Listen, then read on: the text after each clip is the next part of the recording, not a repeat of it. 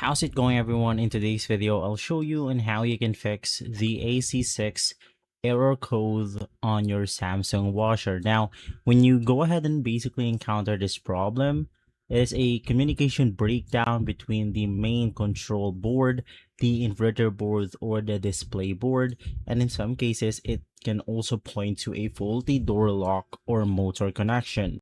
So with that being said, the first thing that we want to do is to simply perform a hard reset.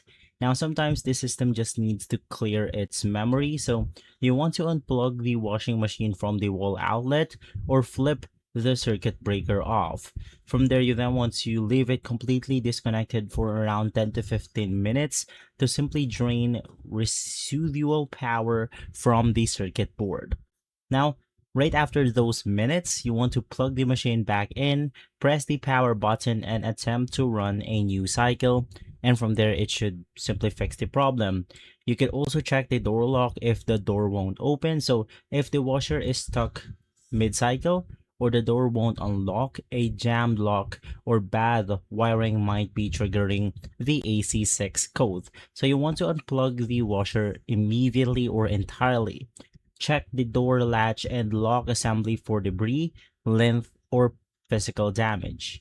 Ensure that the harness wires leading to the door lock haven't shaken loose. And simply right after, those are the simple ways in order to fix this error. Further fixing requires professional help, so it's not ideal to go ahead and fix it on your own, but that's going to be the basic troubleshooting guide.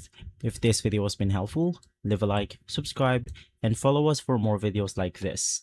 Thanks for watching.